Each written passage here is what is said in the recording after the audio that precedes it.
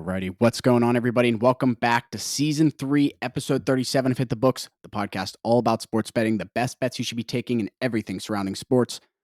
As we're moving through the second round of the NBA and NHL playoffs, we have some MLB and other things to look at this week as well. Kentucky Derby this past week is as well. But that's all I got here. Let's jump into this week's episode and introduce my co-hosts, Huff, Ace, and Mackie. Ace, what do you got for me this week? I mean, I missed last week's podcast, but I am back in the cut, ready to go. And the Boston Bruins are in another round. The Boston Celtics are in another round. I mean, I'm excited to get talking to sports. Not going to prelude anything I've got to say, but yeah, so excited to get into it. Love this time of year, and everything's been going well so far. Love it. Nice to hear from you. Mackie, let's send it to you next here. What do you got for us? Yeah, New York sports are cooking up. You got the Knicks with a 1-0 series lead, the Rangers with a 2-0 series lead. See a little preview, or we could see a little Boston, New York Eastern Conference Finals matchups in both sports. I wouldn't hate that, but Need it. Other than that, not much going on. Good stuff, Mackie. Huff, finish it off here for us before we jump into this week's episode. Episode 37 here. What do you got? Yeah, not much going on with me. Unlike Mackie and Ace, I don't have any teams left in the playoff race. Womp, so just rooting on. Been watching a lot of NBA, not much of the Eastern side. Obviously, I think this Knicks Pacers series is getting a little better, obviously. But Ace, I think I'm just going to continue to bet on the Celtics spread in this series, like and UConn. I think I'll go 4-1 at least. Yeah, it's literally like UConn. You got to take that. 3-1. Relax. Well, drop the game as 15-point favorites at home to the Heat. It's not like UConn. Yeah, but didn't they cover every single other one? And just like the whole season as a whole, it's like if you do that every Celtics night, have won this year in the playoffs. They've covered. Yeah, if you do that every night, you might as well keep rolling it because it's probably going to cover more often than not. But it should get harder, right? I don't know. They're a 13.5-point favorite against Cleveland. They're coming off a 28-point win. Yeah. So, I mean, but you got to think though, as the round goes on, especially going into the next round and the finals, like you would think at some point it'll slow down, right? It's kind of crazy. The I know it's one game in round 2, but watching round 1 and then this early sample size, I know you're talking about coming off game 7. We're going to talk about that later, but it's crazy how much they're beating people by. It's not even close. Yeah, I agree. I had them last night. I think I'm looking at it again for game 2 tomorrow night, but yeah. You're more interested in the insects right now though. Big ant guy. Yeah, big Timberwolves guy. I think we could see I like my Timberwolves to come out of the West. I don't know. I'm really just hoping we get Knicks Celtics to hear you two chirp each other because for everything Mackie Bruins, Rangers, Knicks. I'd rather Bruins, Rangers. I'm rooting more for the basketball. Yeah, because there would be no goals in any game, Mackie. It'd be 0-0 going into triple overtime every time. That would be a crazy series for sure. And you guys are the two best teams in the East. So it's like no one wants to see the Cavs go to the East Conference Finals. No one wants to see the fucking Pacers go. I mean, I'm sure there's some people that want to see the Pacers go that, hopped on. The families of the players. Yeah. They hopped on Halliburton, I guess, if you like Halliburton. But, yeah, no one wants to see a Cleveland, Indiana Eastern Conference Finals here. But, yeah, I'm definitely pulling for both of your guys' NBA teams. NHL, I did pick against both of them going into this year or into this round, so Rightfully not looking too hot there. Good but teams. yeah, so like you said, great time of year, second round of the playoffs in the NBA and the NHL. Not as many games per night, but still obviously some great basketball, some great hockey going on. We saw Mackey's Rangers get a big win last night in double overtime, so those kinds of games you just can't turn them off. And I end up staying up way past my bedtime to watch some of these games, but it's definitely worth it. Yeah, I mean, sometimes you rep that New York hat, but in a different sport. Yankees. Every once in a while. I actually don't know where my Yankees fit is. Yeah, don't worry about it. My new one's been the Rockies. Just they're terrible though. I just like their hat. Yeah. I mean, that's why I'm a big Marlins guy. Marlins guy for me. Mackie rocks the Mets for that reason. Yeah, good job, man. Good. Fuck you.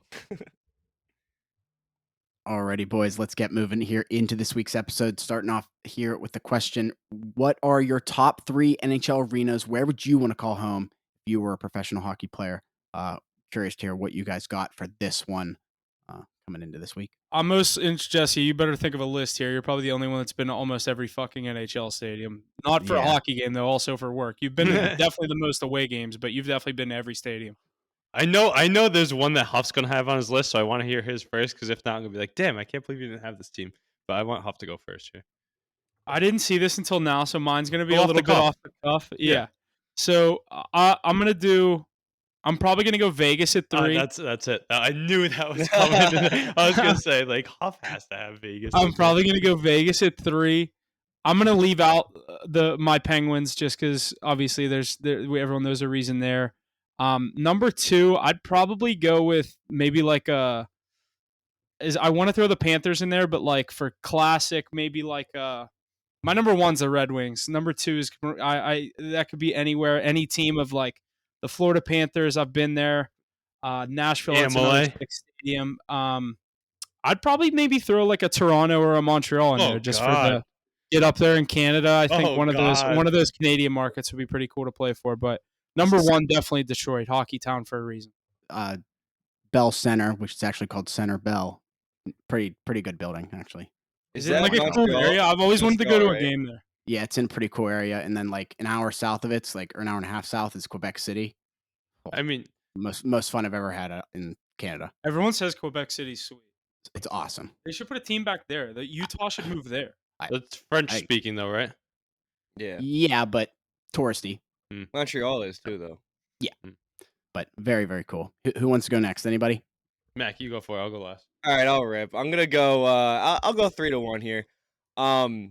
Number 3, I'm gonna go Ball Arena. I feel like I feel like Avs have a nice place out there. I know they split with the Nuggets out there, but the elevation aspect is also good. Nice home field advantage, and I think it's pretty electric there. I've been to a game out there. It was pretty cool. Number 2, I've never been, but I think I don't even know what it's called, but the Predators.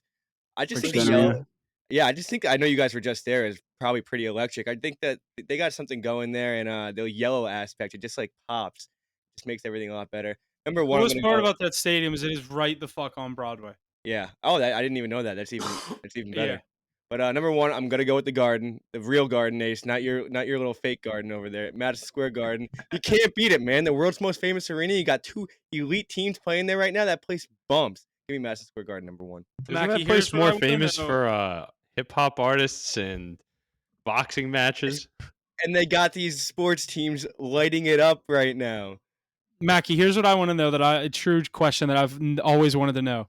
Where do like the guys on the Rangers and like Yankees like that? I know New York's full of money, but like, is there like an area where they all like coop up? Like the Penguins, they all live in Cranberry. Yeah, like but it's not open like that. Like not everyone knows, but both of their training facilities are in Westchester, so I'm assuming it's like southern Westchester where they live. so they don't live like. You think the younger guys live in the city and the older guys like live out by the practice facility kind of thing? I really don't think any. I mean, yeah, I'm sure a few of them live in the city, but I don't think a lot of them live in the city. I mean, that would be so annoying to live in the city. I thought some of them. Yeah, I thought that was the Westchester area. That's what I always remember as like. It's definitely the southern Westchester area where a lot of them live, but no, it's not like you guys know where like Big Ben lives and stuff. Like it's not like There's like 3. I mean, there's like 3 areas of Pittsburgh where like all the athletes live. Yeah, it's not common knowledge like that. But I know like one guy lives like 15 minutes from me. Mitchell Robinson lives like 15 minutes away from me. And how far of a drive is that for him to go to a game? His ass isn't taking a train. Yeah, you're right. Probably 45 minutes to an hour with the traffic and everything. Yeah. I mean, a little more. But They also get there so early. But the training facilities 15 minutes from my house, so that's why they're all the Knicks. Both of them. They're both in the same spot. They share practice facilities too. That's so Yeah. cool. Yeah, it's pretty cool. All right, Ace, let's hear it. All right, I'll go with my Everybody. list here. Coming in with the NHL stadium rankings. I guess I took a few different things into account, but I'll go with Amalie Arena first, the Tampa Bay Lightning. I think living out in Tampa, the success they've built and the atmosphere in that arena, the fans actually show up for that. It's like the biggest Tampa sport, maybe the Bucks too because of Brady. But yeah, I got Amalie Arena there just because of that area too. Would love to be a player there. Number 2, I'm going to go with the Winnipeg Jet Stadium. I believe it is called the Canada Life Center. Just the way that place rocks during the playoffs. I mean, that whiteout, that would be insane to play in front of some of the most diehards there. I know it's up in the middle of nowhere, but that'd be crazy to play in front of on a nightly basis. It's a pretty big home ice advantage, I think, too. The number 1, Mackie said the Madison Square Garden because it's more well-known, but the TD Garden has much more banners up in that rafter, so I'd be loving to play there. One of the most historic places, historic franchises from all time. and they have very good home success. Going to hope to continue with this postseason here, but yeah, so historical and so many great memories there. I couldn't pass that one up. Ace, Winnipeg was the one I just left out. I was gonna put them at 3, but Dude, imagine that. playing in front of that crowd. You know what I wouldn't want to do is be an away team in Winnipeg. That would be brutal. Yeah. I mean, the Avs had no problem with it, but If you're, it's in the, definitely if you're in the playoffs, it's not that big of a deal. Yeah, you're not wrong. It should be a bigger deal than it is, I guess. It's in Connor All right. Hellebuck's head for sure. Let me rip through my list here. My third one is probably American Airlines Center there down in Dallas. It's a great arena. I don't know why. It's just like that sea of green looks good, and then it's a good building too. Number 2, I'm going with Bridgestone Arena. It's just classic. Great location. Location's everything. And that building pops. Like you said, Mackie, the yellow is just so good. That concourse, it's huge. You don't feel like you're in an arena. Like there's so much room to move around.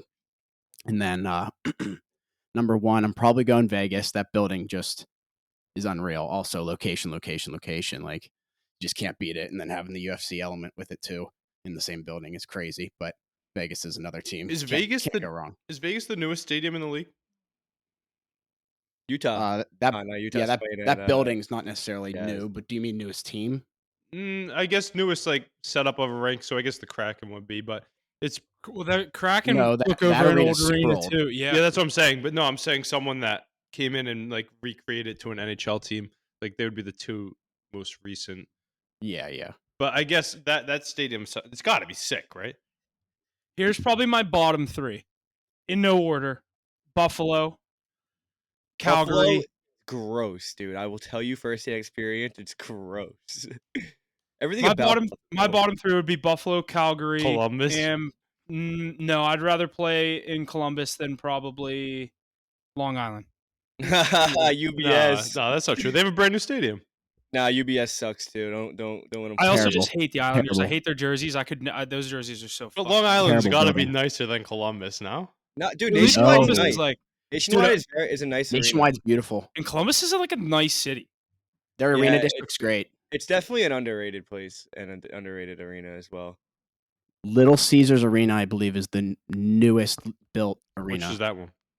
That's Detroit. Detroit. They were Oh, yeah, you're right. That makes sense. That's why I didn't put Detroit in my top 3 too, because I was happy you said that. Because imagine you score a goal and they throw an octopus on the ice.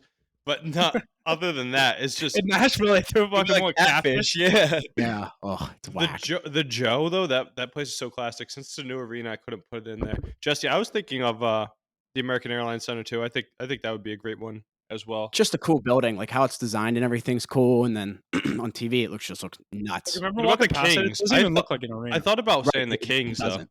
The Kings isn't a bad one. The Kings is just no one gives a fuck about hockey in LA. Yeah. Yeah, that's a good point. That's why I was thinking Sunrise too. At least in Tampa, they care more about the hockey team. But Sunrise, All they care about in LA is the Lakers and the Dodgers, I feel like. is that the best place to play in California though? LA, Anaheim, or San Jose? Where are you going? I'd probably pick, I don't know. I've never LA been for anywhere sure. out there. LA for sure. I don't know. Go I've Anaheim. only I'd probably been go to with LA. Anaheim, yeah. I'd rather be in Orange County than LA County anyway. Yeah, I just feel like that'd be a sick stadium to play at though. Vintage team though, they're the best like historical team out of all of them. Get some sick The- throwbacks to rep too. And the Ducks have a sick goal horn. They're up there with one of the better goal horns in the NHL. Alrighty, let's keep it moving here into this week's episode. Some notable dates to keep in mind. On May 16th, the PGA Championship begins at Valhalla Golf Club in Louisville, Kentucky. Looking forward to that. Do we have anything on that? I didn't really write much down. I was more just gonna look into that next week because that's next weekend.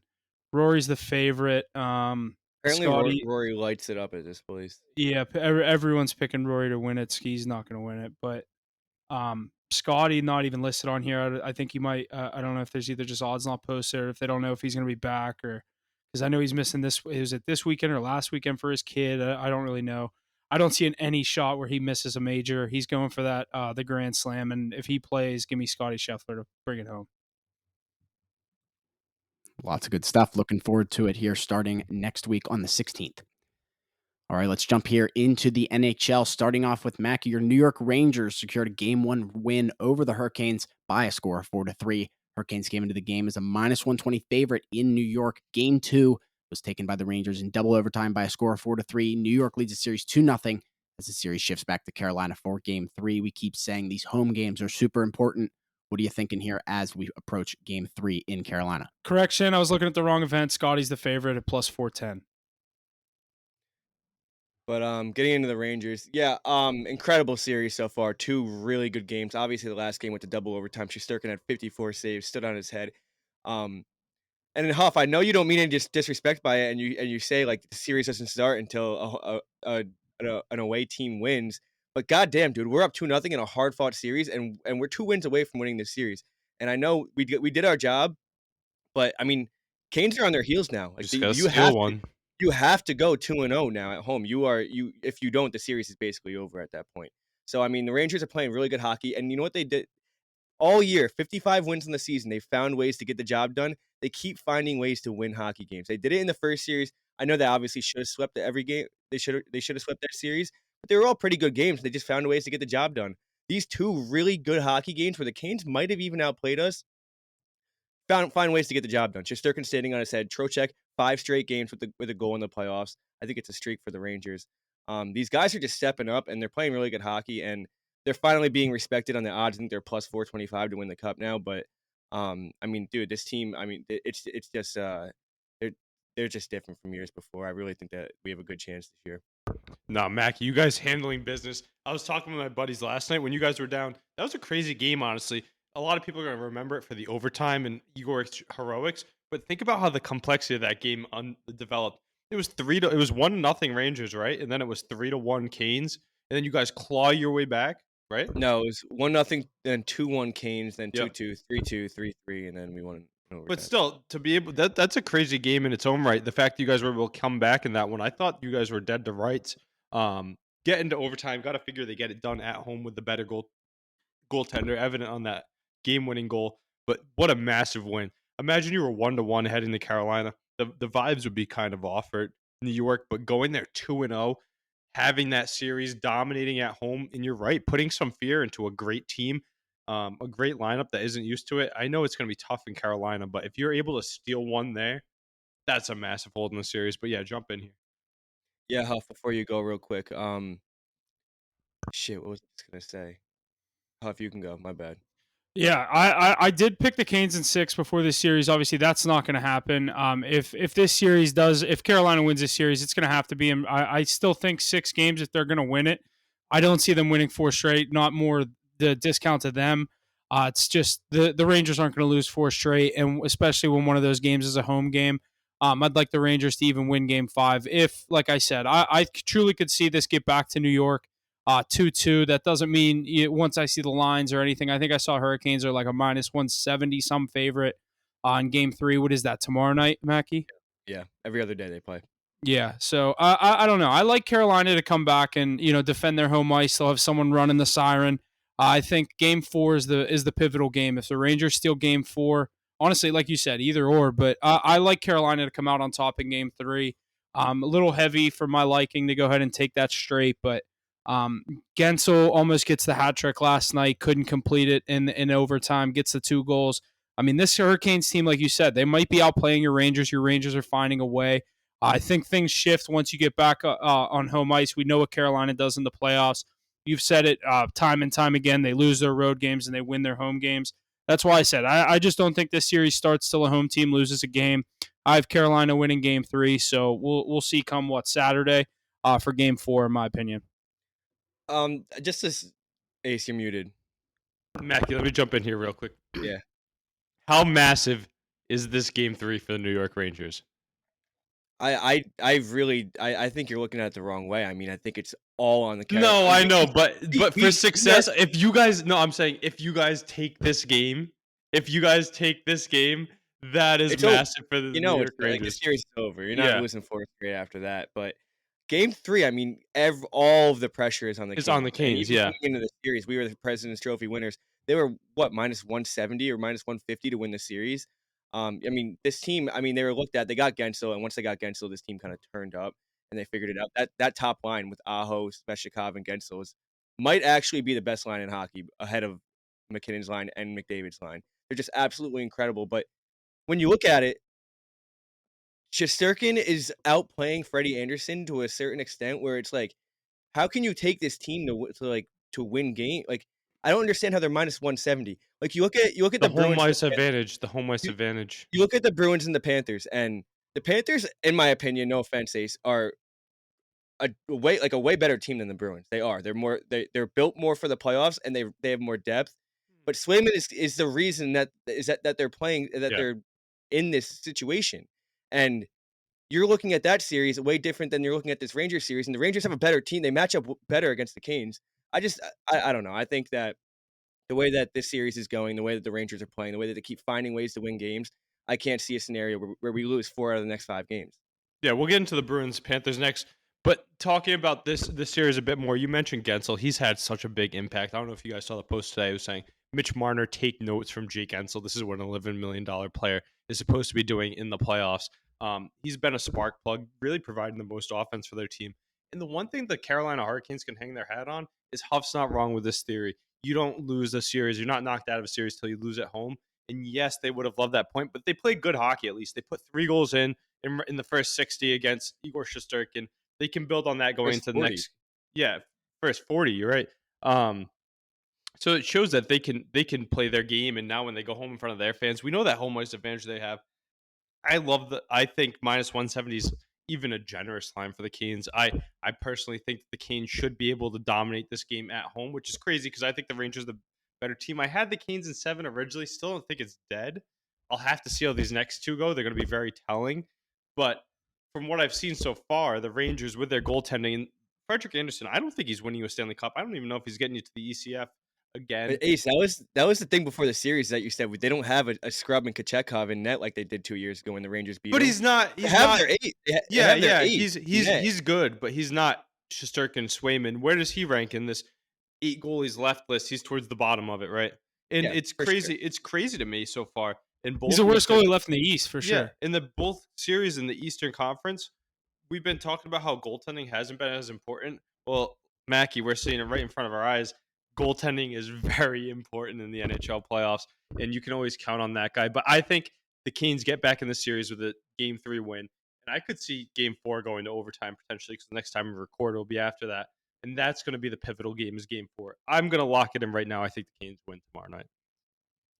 I'm just gonna say I think the Rangers steal one. I think it's Game 4 though. I think it's Game 4. I think could be for sure. I think the Canes can't go out and lose Game 3. I mean, series is over. I don't think so either. Think about this too. Didn't they have close to the best odds to win the Cup too? A lot of people were counting on these Carolina. They had the best. They had the best betting odds. They had the best odds. It's crazy. So you got to think they get back in the series. Mackie, you taking that plus tomorrow though? I know you are.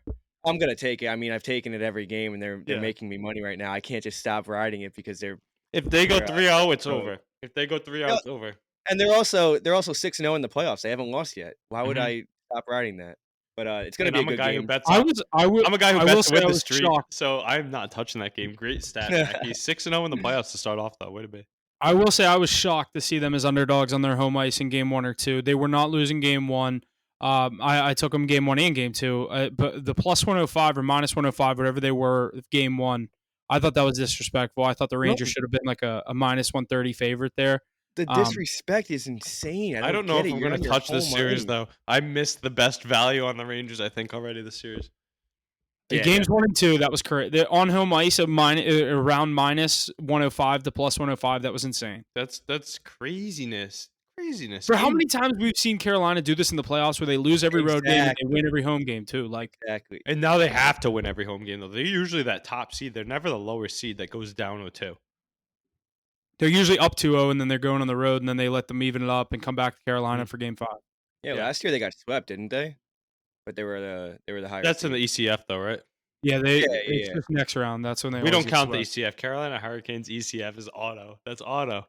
But maybe the Rangers will hand it to them around early. I think the series isn't dead, though. I'm telling you, it's going to be 2-1 by the time you catch us this weekend. So then what will Game 4 be? That'll be Saturday, Mackie? Yeah, Saturday. Yeah, so by the time we talk to you next, I mean, 5 games will be over. Look. Mackie, if you guys steal 1, though, it doesn't matter which one. And I think it's going to be 3. I'm telling you, I think it goes Canes, Rangers. sets a pivotal game 5 at home for you. But we'll have to see how it unfolds. If they can steal tomorrow night's game, I mean, wow. Yeah, Canes will be in trouble.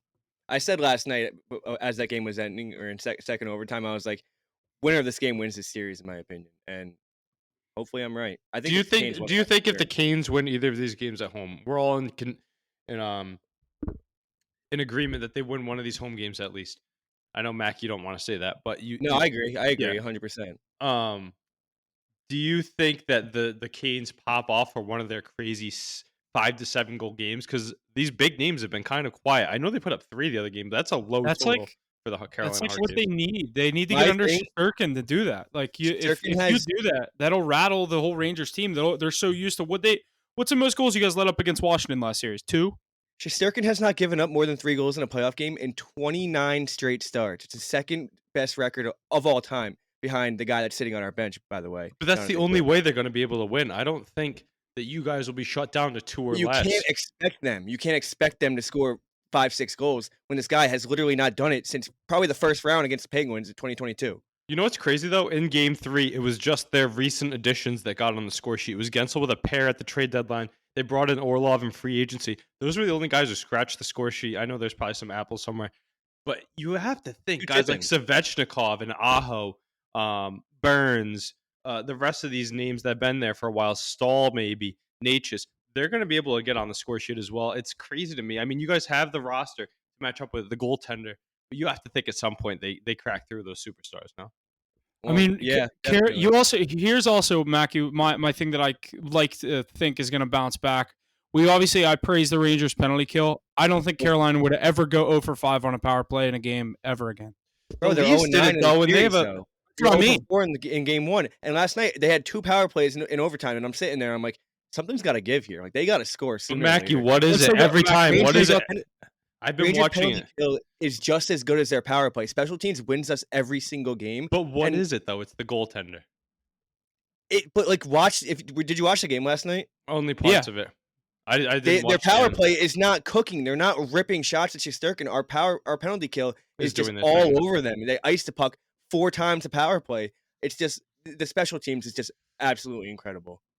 Am I seeing this right? You guys had 7 power plays last night. Yeah, but 3 of them were like 30-second power plays and it was 4 on 4 a lot. We had like 2 or 3 or 4 like full 2-minute power plays. And we scored They 2 gotta goals. stay the fuck out of the box. Hey, Jesus the Christ. Rangers- we didn't even mention this though. How chippy the series is getting. We saw the Trouba flying elbow Awesome. going into dude. the Canes. Tony These DeAngelo telling Andre Miller he's gonna kick his ass anytime any Of course, plays. Andre Miller is telling that too, also. But dude, these teams hate each other, but it's obviously mutual respect. But they fucking hate each other. And Svechnikov and Igor are going at it. I don't know if you saw that play last night where he kind of lit him He up. ran but, him? He ran. He didn't even really run him. I was saying like he clipped. But he him. didn't hold up. No, it went 2 minutes. They were looking at it for 5. But I mean, these teams have a mutual like respect for each other, but they fucking hate each other. I love it though.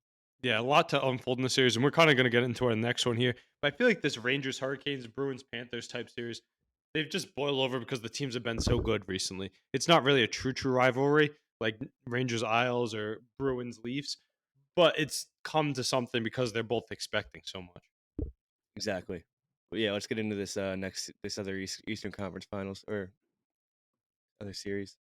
Yeah, let's move into this other series here in the East. The Boston Bruins jump out to a 1-0 series lead, taking Game 1 in Sunrise, Florida, over the Florida Panthers. Matt Tkachuk scored the game's first goal, but after that, it was all Boston, scoring 5 straight to secure a 5-1 Game 1 win. Game 2 is Wednesday night here tonight in Sunrise, Florida. What are we thinking here for this game and the rest of this series, Ace?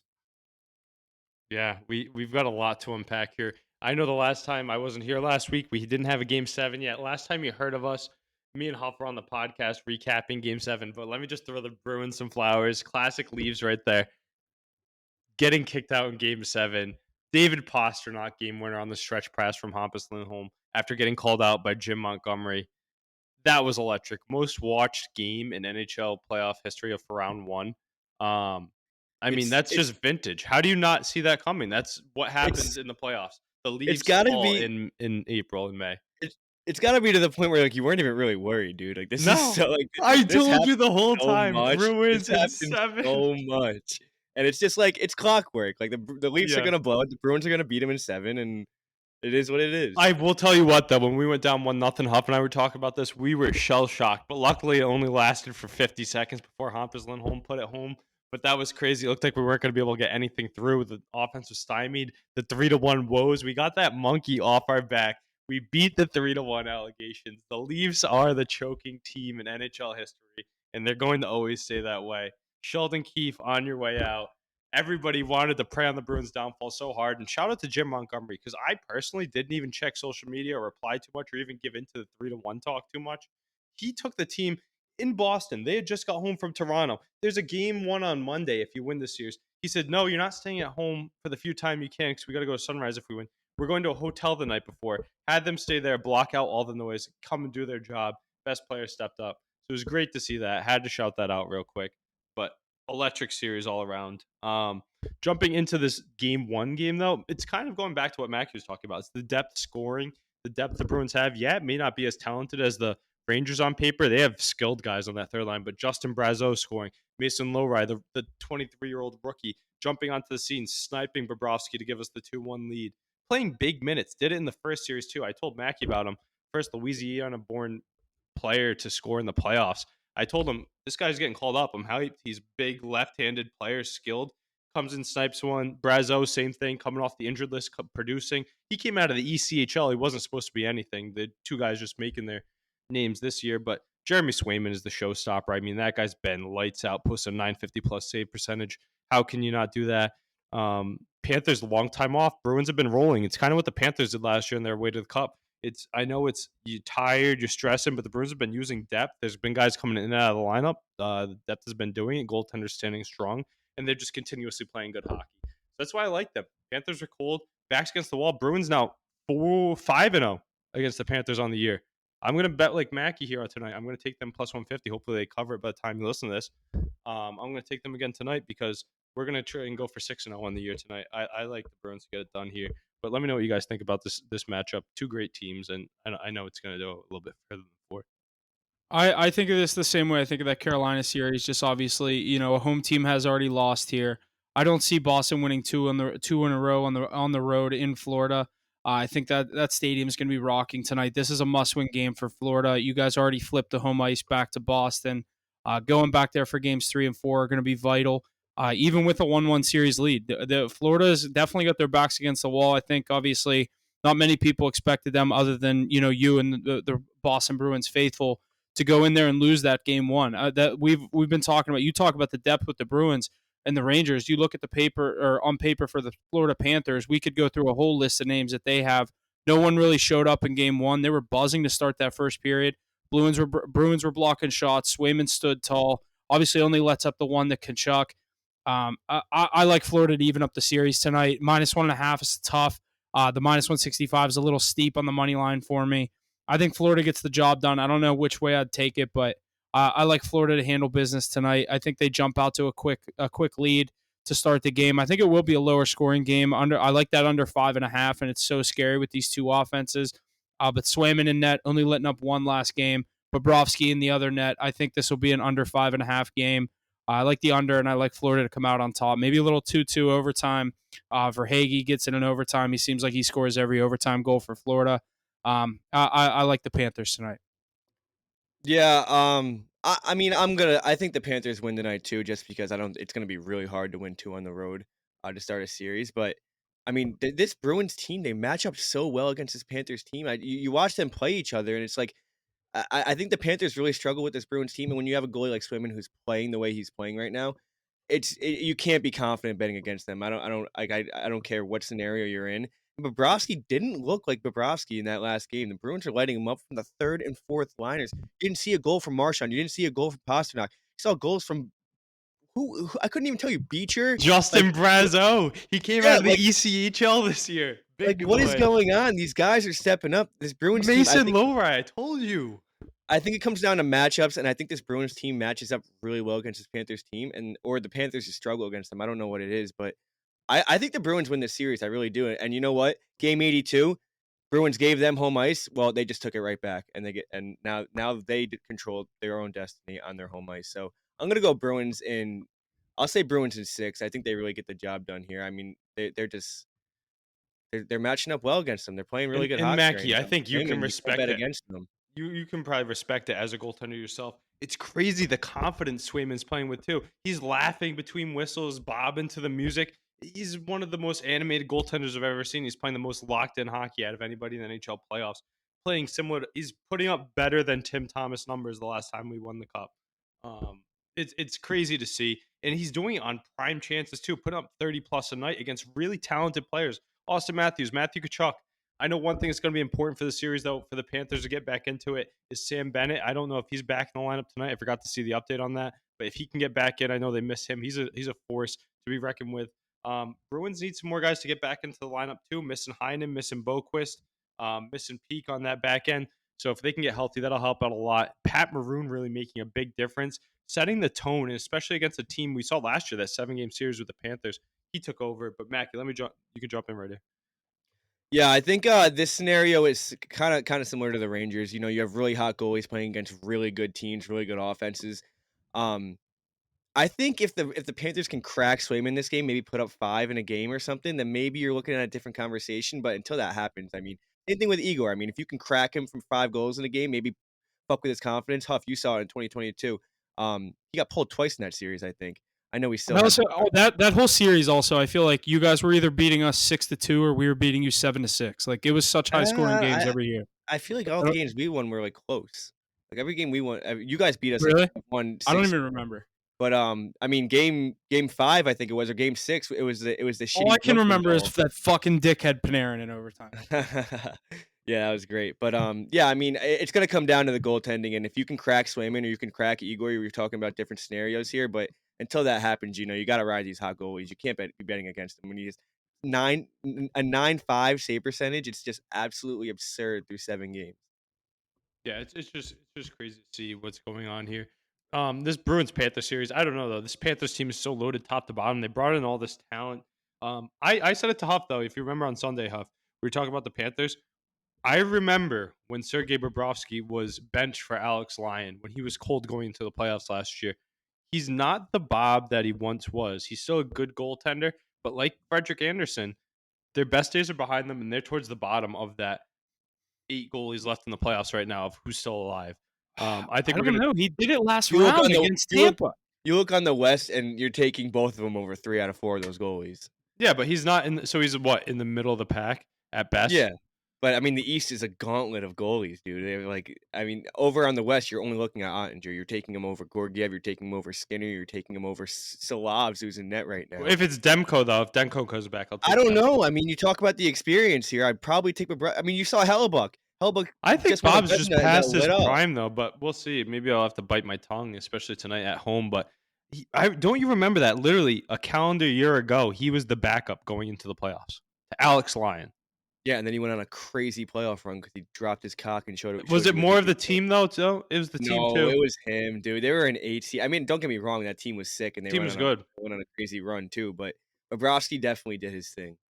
Yeah, I'm just waiting to see though. A lot of good clips coming out of these Bruins games already though. Maroon, I'm telling you, I hated him before he came. Rose a cup in the Garden as an Still opponent. hate him. But I love him on my team. It's so great to see him out there just bodying, and nobody can do anything when he's around.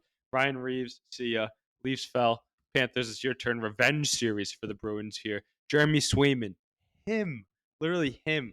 Wish I had my Brad Marchand jersey. Got the authentic Adidas one. 2 change on that one. Got that coming in next pod. Maybe I'll have to rip it for the boys. But Bruins, big one tonight. Got to get going. Big series here. Alrighty, moving over to the West here. Edmonton Oilers, Vancouver Canucks game 1 will be tonight at 10 p.m. Eastern. By the time you're listening to this, the game will be over. But who do we like to jump out to a 1-0 series lead in game 1 and Vancouver, as well as game 2 going through this series here? Ace, what do you think? Oilers in game 1, and it's because of who's in net. Mackie alluded to it earlier. If they had Thatcher Demko, this would be a crazy, crazy series. But I think the Nashville Predators weren't strong enough to get chances against the Canucks. Now Elias Pettersson's out with a sickness, and you have the most talented players in the league going up against a third-string goaltender. Give me McDavid, Draisaitl to get the job done here. I have him going to the Cup in my bracket, but I think this series goes 5 or 6, and it's because of the goaltenders. If Demko can come back, maybe the Canucks have life. But without him, I think it's going to be a gong show for the Edmonton Oilers. Yeah. Yeah, I don't know. I mean, I get the hype on the Oilers, obviously, with the star power they have up front, and Skinner's been playing all right as well. But I mean, how can you put this? They're plus 425 to win it all when they've never even been to the Stanley Cup. This core. I mean, how can you make this? How can you give this team the same respect as the President's Trophy winners who are up 2-0 on the Carolina Hurricanes and the Avalanche who are averaging 5 goals a game in the playoffs? It's just I think that they're getting way too much respect. You're gonna see them blow it. Easiest I road. promise you. I promise you, they're not going to get to the Cup. There's no way. This But team are is they not winning this round? I can't give you I can't say yes. I can. I think the Oilers win the series in In 5 5. games. I think Canucks I win think- the season series 4-0. And I know you might Mackie, not say this that, is but somebody's brother doing? from like Russia playing goaltender for the Vancouver Canucks. He's not stopping the boys from he's in Edmonton. the NHL, bro. Like even so, I mean, maybe he's not going to play lights out every game. But I mean, you're going to get the chances on the other side. You act like the Vancouver Canucks didn't have 5 All-Stars this year. all I can say is don't let Edmonton get on the power play with that kid in net. No. I think you guys are buying into the hype of this Oilers team. I mean, Mackie, it's a third I bought it. string. I have them going to the Cup too. I truly think that they had the easiest path out of any Easiest. playoff team to get there. They got Nashville in the first round. I picked Nashville just because I wanted to see them win. I had Edmonton moving on past them. I just don't. I said I thought Vancouver was going to slip up in the first round of the playoffs. I think they're if going they to got anybody else. If they got any other matchup, if they would have gotten Vegas, Dallas, any of those teams, they obviously were too good to have to worry about Dallas. They would have let you know what I mean. The records would have lined up that they got Vegas in the first round. Vegas is still alive going to Edmonton right now. Correct. And then Edmonton's losing to Vegas this round. If Edmonton played anybody that came out of the other side, that's what I'm saying. Is that like control. You think this team can run into the Avalanche or the Stars and get 4 wins? I'm saying I'm not worried about it until the Avalanche. We're talking about the Canucks series. Oh no, but I was talking about the plus 425 odds. Huff, you just said you had them in the Stanley Cup too. Yeah, I do. Yeah, but you think this team could run into the Avalanche or the Stars right now and win 4 games? Absolutely I mean, if you take 2 series under your belt with light games and Yeah. 5, you can maybe steal one. You know. I think you guys are crazy, but okay, yeah, they could. I think that they should win this series. I'm not going to say it's a given. They shouldn't be minus 250 to win the series. Yes, They they have to play 4 games on the road. There's no goaltender in the. They're the same exact team. They're These a teams better can be version. They have the They're a star better power with- version. no, They're a better they have this- version. No, they're not. They're literally a worse version. If they just have 2 better players. They're literally a worse version of the Canucks. They just have 2 better players. I don't know. I'm gonna stick with Edmonton here. I truly think that they don't have to, I don't think they'll worry about much this series. Obviously, last series against the Kings, they handled business in Game 1 in Edmonton. Obviously, it's a different series. I don't see a situation where Vancouver, if Vancouver wins this series, it's in 7, and it's on their home ice in Game 7. Do you I just think think- without I truly just Thatcher think this power Demko play- coming back, do the Vancouver Canucks have a chance in the Did series? Solars play No. bad against the Preds? Okay, I get it. It's No. the Preds. The It's Preds not are McDavid brutal. and The Preds are Draisaitl, I brutal. get it. They didn't even They're have not the puck. brutal, dude. They're not brutal. Yes, they are. You're overlooking this like crazy, dude. I mean, Solars has done nothing. With to the Thatcher point- Demko, I He's might done take the nothing- Canucks. He's done like nothing that? to the point where you should be like, this guy's a scrub just because he wasn't the starter over the second best. He was behind Casey DeSmith. He was behind Casey DeSmith. That's what makes me say it. Okay, well, we'll see. We'll see how he plays against this team. I mean, he's gonna give up his goals. You're playing against Draisaitl and McDavid. But all right, I mean, all right. Let's go hypothetical then. If they have Thatcher Demko, what do you think the series is? I think it might be Edmonton it's 6 or over. 7. oh, I think it's Canucks in 6. The thing be is, 5. Mac, you know what's crazy is I really bought into this Canucks team. Last round, I bought into it. But like we were saying all year, Huff's still on the mantra of this: the Vancouver Canucks are frauds. They haven't been to the playoffs before. They haven't done anything. You're gonna talk about past histories of teams. You're gonna. No, talk, I you gotta know, talk but if there was one good matchup for the Oilers, it's this Canucks team. Because who's more inexperienced than them? It's the Vancouver Canucks. I wouldn't even call it inexperience for the Oilers. They've been there year after year. They just cannot get it. No, done. but it is You wanna though. talk about the Quinn Canes? Quinn The Hughes. Canes on the Do you West think Coast. Quinn Hughes is a playoff performer though? He kind of got a little. Quinn rattled. Hughes is a top 3 defenseman in the entire league. I agree, but not in the playoffs. He's a top 10 player in the league, But no, dude. the rankings for defensemen shift for every position. Rankings shift come playoff time. It's a whole different game. I'd rather have Charlie McAvoy than Quinn Hughes right now. In the regular season, I'll take Quinn That's Hughes over bias, Charlie and you McAvoy. know it's bias. That's No, but bias. just the gameplay the way that he plays. Did you not see Quinn Hughes get rattled and shut down by those Predators in some of those games? And that's a very weak team. Their game plan was to pressure him, hit him whenever he had the puck, and he couldn't handle it. They let a lot more go in the playoffs. I don't want the little guys. Kale McCarr's the exception. He's a stud, bona fide stud. We'll get to that when we get there. But besides that, I don't want these little defensemen leading the way. I want a big guy who's going to throw hits the whole series and be all around. Fox is little. And You're Matt- not taking him as number 2.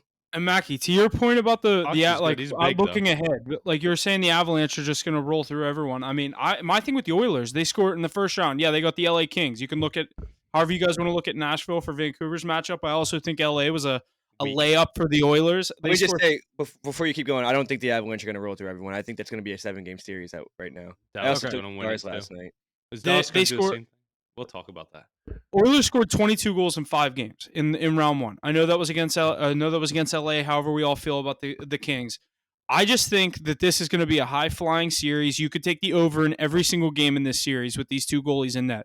You look at Silovs or whatever the fuck his name is, and Jeff or whatever his name is, Stuart Skinner has I potential. don't even know his name. He's decent. That's why I like the Oilers in this series. I think they get the job done. I just think that it's going to be a very offensive series, and give me the team with the 2 best players to get the job done. That's literally my logic on this series. I think they steal one in Vancouver, get home ice back to Edmonton, and then it's going to be a whole different series once that happens. I'm gonna take it game by game. I'm gonna say the Canucks win tonight, but I'm not picking a series. I wouldn't be winner. surprised if the Canucks win Yeah. tonight at home. But without Elias Pettersson, that's massive. Elias Pettersson's done absolutely nothing these playoffs. He's been a ghost. Still good to have, though. It moves everybody up the ladder, you know? I could truly see Edmonton win the night, Vancouver win game 2, Edmonton win 3 straight to win the series. I don't think Edmonton defends home ice like that. They dropped game 2 against the Kings. Mac, are you That was- just that was a discounting the weird game, Edmonton though. Oilers because of their past playoff performances? That's your argument for the Canucks. Like that was. They just have your no argument. experience. But no, I think they're the same exact team on paper. The Oilers are just a better version of it. I just think I'm really not even like I am talking a lot of shit about the Oilers. I'm not even really trying to make it seem like that. I just think they're way too glorified for doing absolutely It's nothing. just because of ever. how easy their path is. If they didn't have I a don't think third it's string bad. I think it's goalie, McDavid and Draisaitl, and I think they've had McDavid and Draisaitl since 2018. They've done absolutely nothing. You're going to think this is a crazy comparison, but people were looking at the Oilers' path to the Western Conference Finals like Ace is looking at the Celtics' path to the Eastern Conference Finals. I think that is absolutely asinine. Yes, you're right. they Dude, don't have that's a what real they are. series until the conference finals. I truly don't think People it is. I mean, there was a prop for the Celtics to not lose an entire game in the playoffs. Like that, I think people are looking at the Celtics like they were looking at the Warriors. But before Mackie, 16. that's crazy. A third string goaltender that was behind Casey DeSmith has to defend the most prolific offense in the league. And they actually added some defense now. Stuart Skinner better than goaltending options they've had in the past, and he's better version of himself too. I like the defensemen they've added on that back end too. They've actually stepped up. Bouchard, Ekholm. They've had Bouchard, they've had Ekholm. No, but they've had better years though. They've stepped up this year. I think that team's coming together a bit more. And you're right. If they, like we were saying before, if they ran into Vegas, they ran into Dallas, they ran into Colorado. I don't like them in this round. But they ran into the Vancouver Canucks. Easiest path. I think they get to at least the Western Conference Finals, and maybe if they're well rested with a good series here, handling business, because that's what I think it is against this third string goaltender. Handling business, an experienced team. But if the Vancouver Canucks give them a run for their money, maybe I give them the respect. Great team, but I just think the inexperience of their no playoff pass for the young stars on their team will affect them here. You two would know this. How does this work? Colorado into the seed. Does it more points gets home ice or higher seed? Higher More- seed. higher seed, but Because Edmonton was a 2 seed in the Pacific and Colorado was a 3. oh no, that'll probably go points. No, I think it'll be seed with the new standing because it's points. Think? Yeah, because points don't affect you on these sides. A 2 will be over a 3 for sure. Because obviously, if they get Dallas, I'm counting Edmonton and winning. I'm just thinking about the West Conference Finals now. I'm not like just saying it's Like over. if the But I'm just Canes and saying- the Panthers, who's the home team? Panthers. But the Canes had more points. Like that's a good Panthers, question. Yeah, Panthers won their division. They're It's definitely the because home they team. changed the Yeah, playoff. but you could say the same thing about 2-3. Like, It's when it just gets to this, the that's conference, why the playoff format now sucks. It gives you rivalries and it creates Who made rivalries.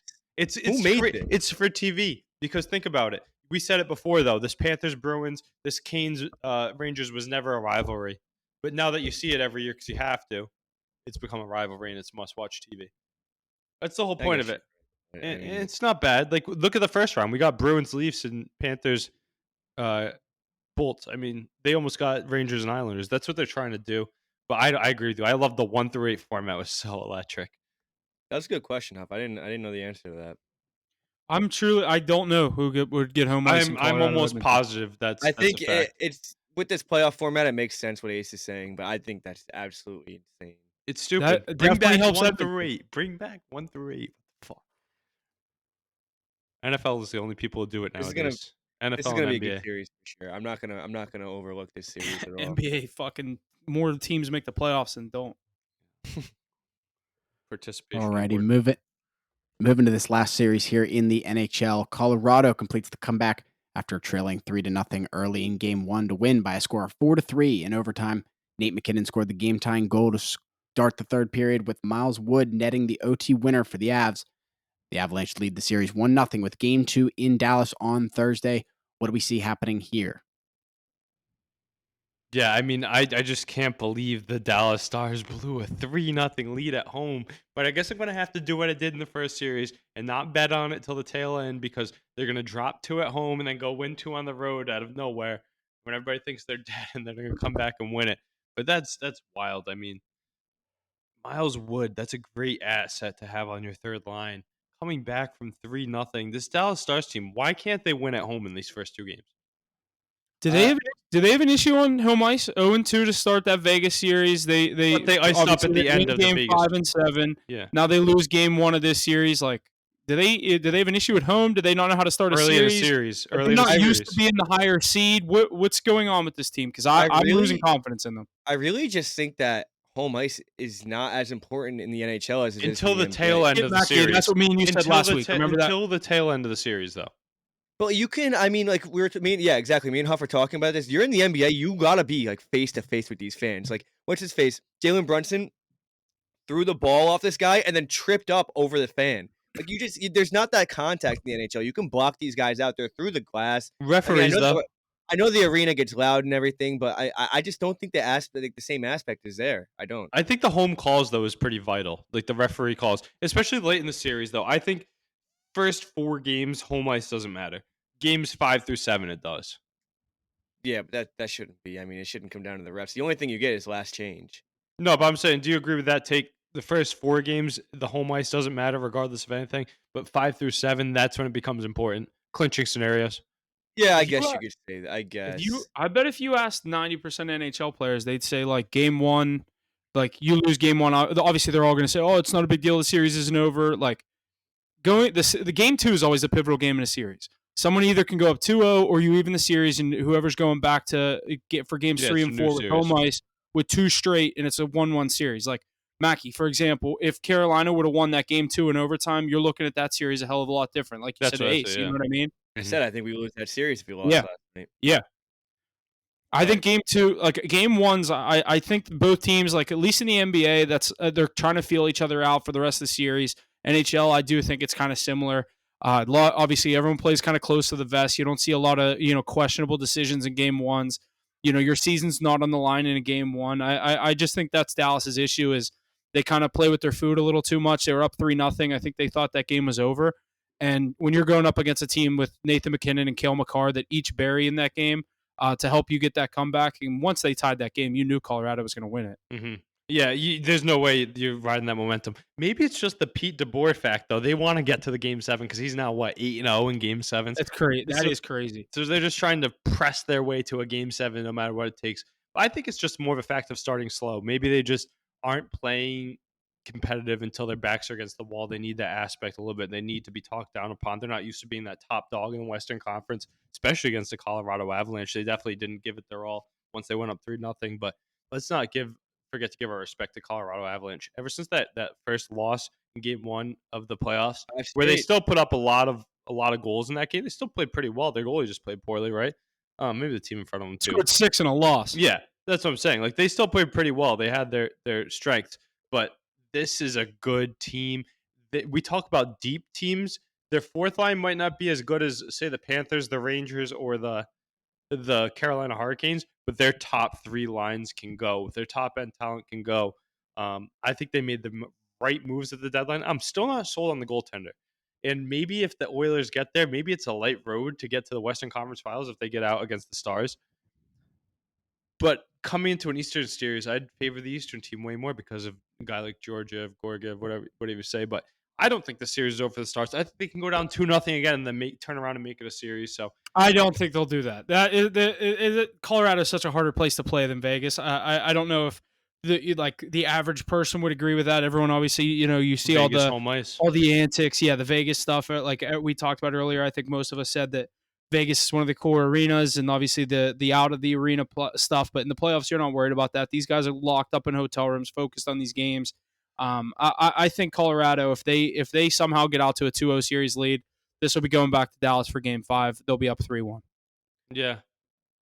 I mean, it's also the elevation aspect. It's literally like a game changer. Guys, like, you cannot play the same way. You got to be short. I truly think Colorado's just a better team in this series. I think if Gorgiev can hang on, I think it's a 5-game series. I have the Stars going to the Western Conference Finals, but this is a Stars team. That's the one thing I think that's going to help them. There's two things, actually. I talked about that depth of the Colorado Avalanche. Yeah, their top-end talent's good, but I think that literally bottom line, I'll take the Stars over that. They have more depth 1 through 4 on their lines. Also, Ottinger's got to step up. He didn't start well last series, and then he ended up stepping up again. So, who's the best two players in this series? Makar and McKinnon. Makar and McKinnon. Okay, that's not a question. You want to ask who the third is? That you can raise Robertson. Is it Otter? Say Robertson. You can also even say Rantanen, dude. Is it Otter at his peak though?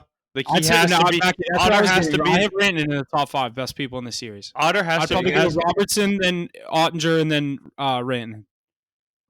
Brandon's better than Robertson. Though, he's been a horse. He's scoring left and right. Yeah, 6 or 7 straight. But there's a lot of guys that can step up for the Stars team. You mentioned their big time names. Wyatt Johnson carried them last round, the rookie that's been on fire. They also have Roope Hintz, Joe Pavelski, Jamie Benn, Tyler Seguin. Like, there's a lot of good players surrounding them.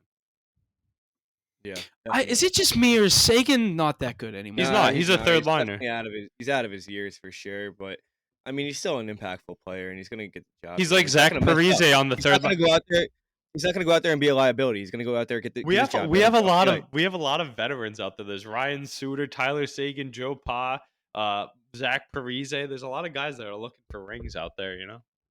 Important series for it.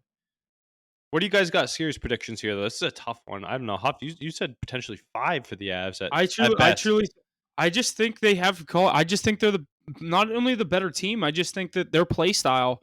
Obviously, you come back from a 3-0 lead. You can't dig yourself a 3-0 hole. But in Dallas, you come back from that deficit. This Avalanche team is riding so high. They, like you said, they have the best 2 players in this series. Makar and McKinnon were the difference in Game 1. I just think it carries on. I could see them win Game 2 in Dallas. I could. I got the Stars in 7 still. I'm gonna go Avs in 6. I think Dallas wins tomorrow, and I think that they split back in the Avalanche, and then I think that Avs just take Game 5 and Game 6. I mean, I think Dallas is going to struggle to stay. But you think the series has a life still, though? It's going 6 or 7 at least. Oh, 1,000%. You can't count out the Stars. Well, I can see Huff's take there. If the Avs get on a run, if the Colorado Avalanche get on a run, could they run the table and take it in 4 or 5? We'll see. Yeah, I think Ottinger is better. Definitely. I think Ottinger is good enough, and the Stars have good enough depth to be able to withstand. If it goes 6, I think it would be they lose Game 2, win both at home, lose Game 5, win Game 6. Yeah, I don't know. I'm just not pivotal Game 2 here in Dallas. I mean, if they win both at home, they're going to win in 5. I truly think they'll go up 2-0. I think they'll go back to Colorado, drop 1, and then win the next 2.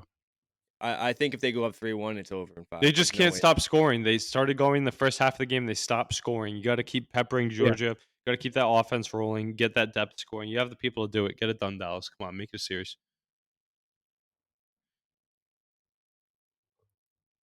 Lots of good stuff there, boys, as we head through the second round here of the NHL playoffs. Next up here, though, the NHL 2024 draft is heading to Vegas to get its turn at the Sphere.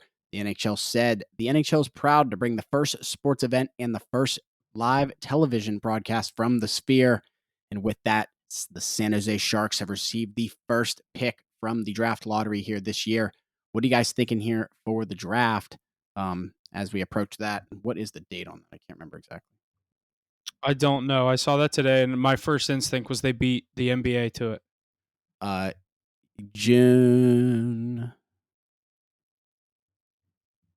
Or not the NBA. I feel like that's something the NFL was going to do. Yeah. I just don't know if it was a big enough venue. Well, Definitely not a big enough so that's what they're doing is they're doing more of an NFL type thing where everybody's back at their home base and they call in and they send like a rep. That's That so. There's is not hella- how many seats are in the Sphere?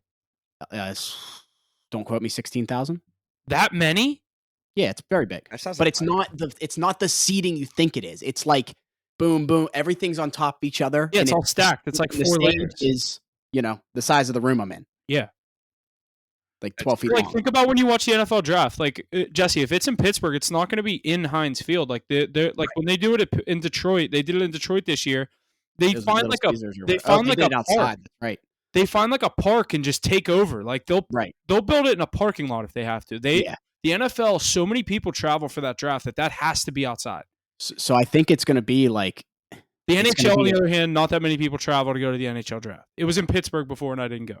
Right. The way I think the Sphere would work for an event like this is it's going to be a very small stage and it's very graphical.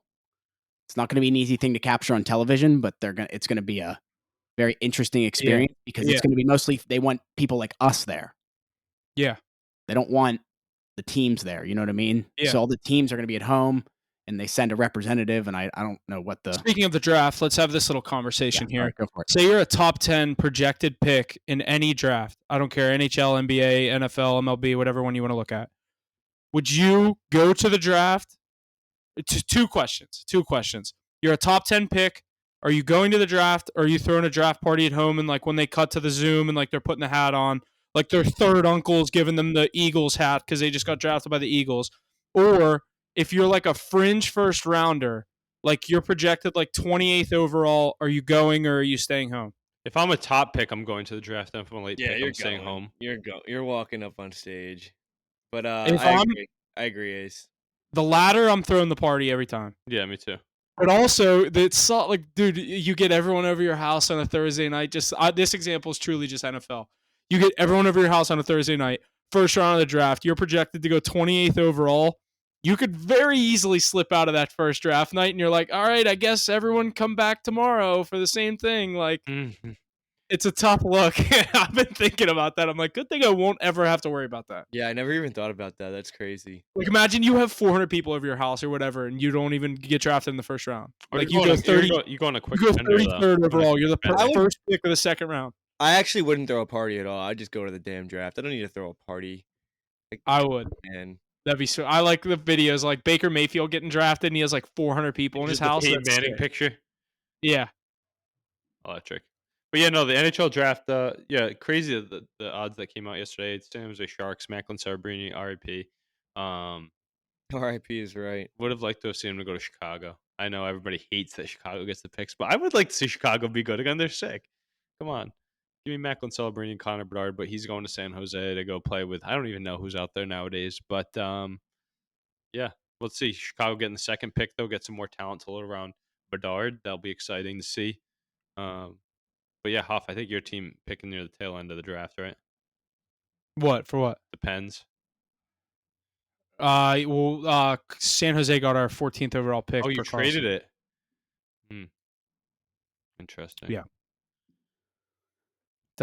Ask me how I feel about that. I was watching that draft lottery, and they go Pittsburgh, and then it just switches to San Jose. I was like, fucking Erik Karlsson, dude. Yeah, I told you. Remember when Addison said Erik Karlsson? He's the best. He's the best defenseman.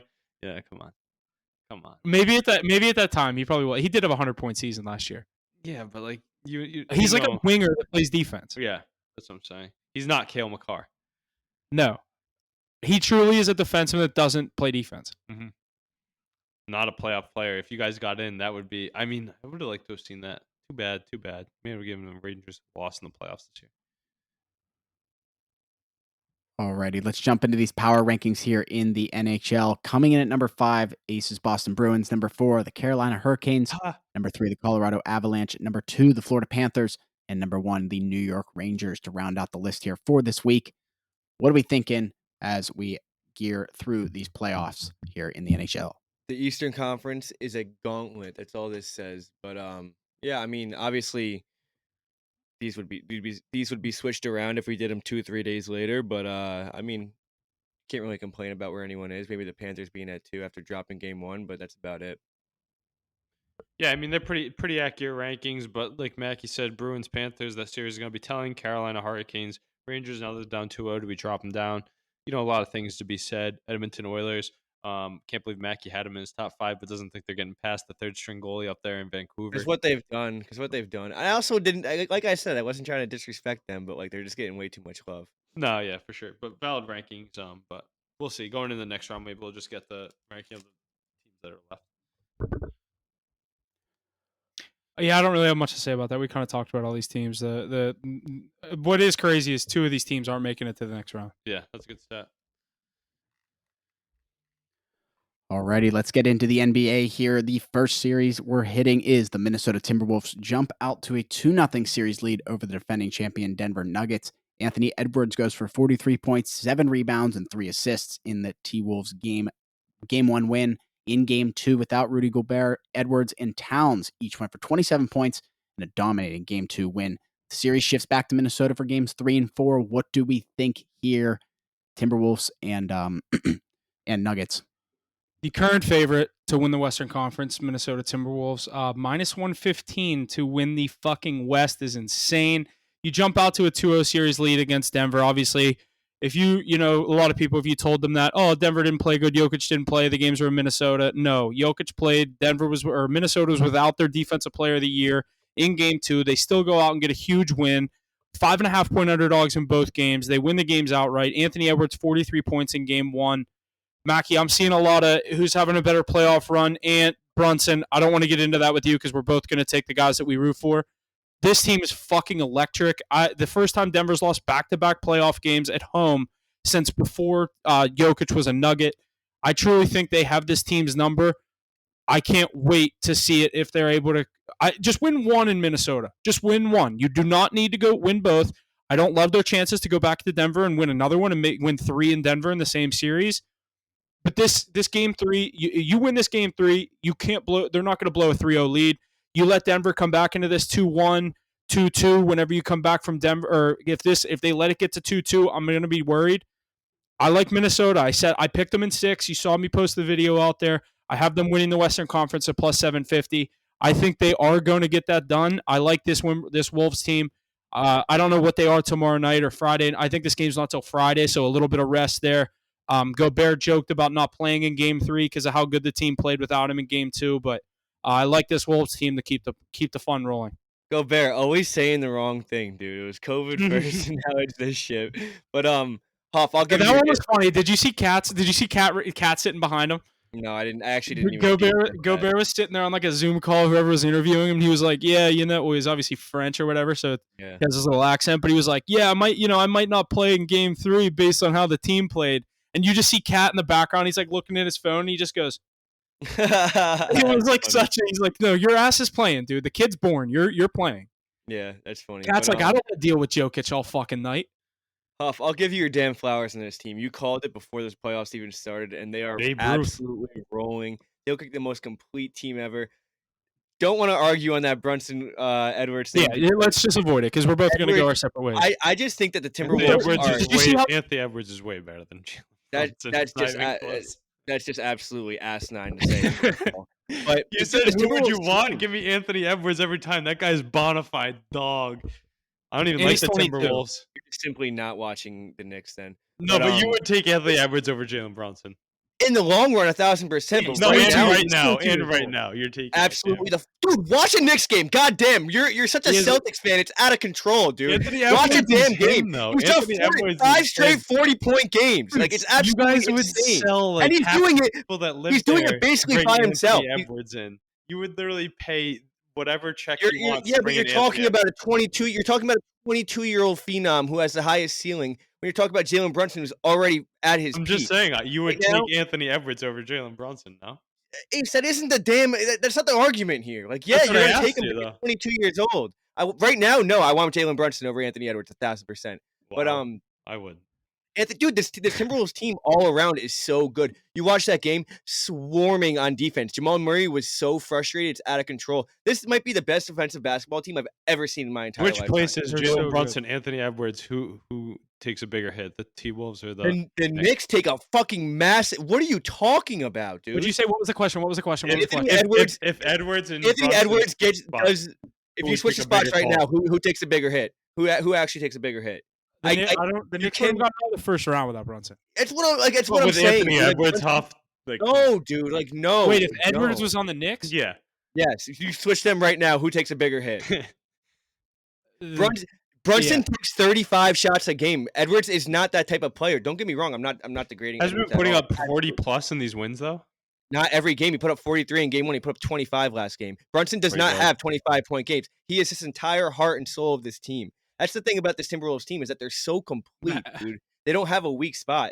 They have 7 All right. players that can go That's out a there. good point, Look though. at- All right, look let's at go what I back just to said the in the group chat. Timberwolves game. No, that's real what I'm quick, talking. I'm talking about this Timberwolves team right now. This Timberwolves team is so damn good, and they were so overlooked because it's a regular season. But this is the most complete team I think I've ever seen, and they're going into Denver and winning 2 games on the road. Now they get to go home with 2-0 series lead over the best team we've seen in the last 2 years. It's just this Timberwolves. They surprised the fuck out of me. I have the Nuggets on the money line tonight. Anybody else? it's Friday. Or not tonight, Yeah, but it's coming not up. I already locked it in. I locked it in yesterday. No, you cannot. How can you bet against this team right now with the way that they're playing defense? You think It's- the Mackie, look Denver Nuggets are losing 3 in a row though? Mackie, look at the picture I sent you. They're They're over. lying. Said about They're like the plus defense, I said 250. They're like plus what's 250. the line? Who's plus 250? to win the series. 170 maybe. 170 to 250 in between that. There's no way. Timberwolves are -4.5. Yeah, that for good reason, dude. I mean, this team like they match up so well against Denver as well. Like they're Let me see playing. what I Jokic. locked it in at because I got it last night. But you think the series is beat? You think the Timberwolves are definitely winning the I think it's series in beat. 5 or 6?